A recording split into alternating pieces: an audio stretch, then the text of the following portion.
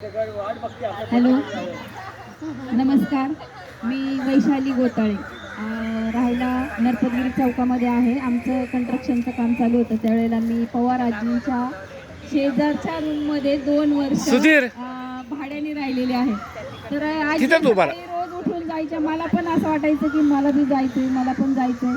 पण त्यावेळेला माझ्या शाळा असायच्या. मला सकाळी शालेय पोषण आहार होता, त्यावेळेला मी शालेय पोषण आहारात जायचे. पण आजींना बघून असं वाटायचं आजी किती रोज कंटिन्यू सकाळ उठतात आणि लवकर जातात. इच्छा असूनही येता येत नव्हतं.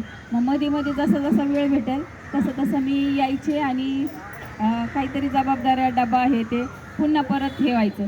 आणि मध्ये आले जरा आणि परत बंद झाले. आणि घरात आल्यानंतर ना माझं रेशनचं दुकान पण आहे आणि सारखं हाताने असं वाटप करायला लागतंय. त्यामुळं एक हाताचं हाताने जरा हे मी असं बेडवर जर झोपले ना की अशी सहज पडले की मी अशी हात आहे ना हा असा वरती करायचे आणि असं सहज एक असं हे व्हायचं की मग माझा मुलगा म्हटलं हिथं काय करते तू, आपलं जा ना जरा बागेत जा, व्यायाम कर. मी म्हटलं जावं तर वाटते. मग आता मुलीचा डबा पण बंद झाला, पहिल्या उठल्या म्हणलं आणि चला. आणि आता इथे येऊन मला आता 15 महिना झालाय, जवळजवळ महिना झालाय. पण जे घरात आले की मला जे असं माझा हात आहे ना हा आपल्याला असं वाटतं मला काही नाही होते, पण आतमधनं शरीराला काय काय होते ना हे त्या शरीरालाच माहिती असतं.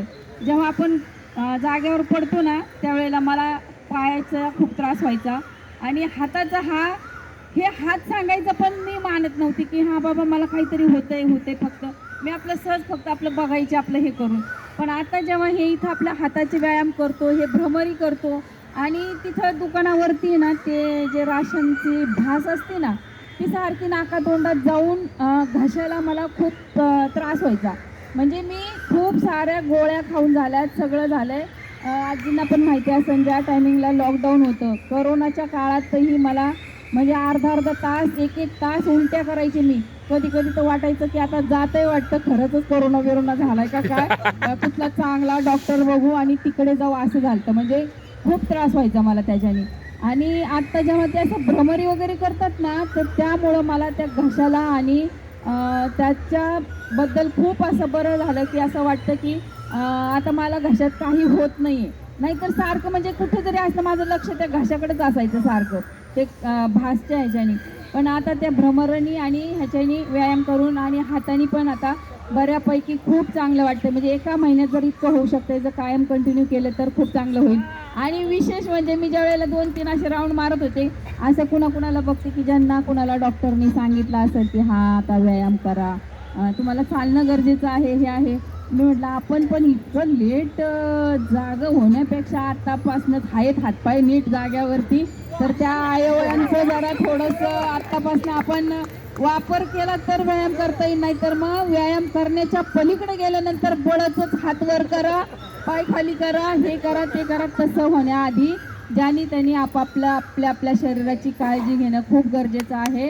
आणि हे शरीर हे एकदाच आपल्याला भेटणार आहे. परत तुम्ही कितीही पैसे असले तरी उपयोग नाही. शरीर ही तुमची संपत्ती आहे. ठराविक वेळ झाल्याच्या नंतर ना एक कालावधी झाला ना वयाचा, कुणी विचारणार नाही तुम्ही किती संपत्ती कमवली, तुमचं काय चाललंय काय. पहिलं हे विचारतात तब्येत कशी आहे. त्यामुळं तब्येतीची काळजी घ्या आणि वेळेत जागे व्हा आणि जे कुणी येत आहे ते कंटिन्यू राहा. असं कारणाने होतं की बाबा हा नाही येता येते, पण ज्यांना येता येते ना त्यांनी नक्की कंटिन्यू राहा. आणि हेच एक औषध आहे आपलं की जेणेकरून गोळ्या औषधापासून दूर राहतात. भरपूर वेळ घेतला तर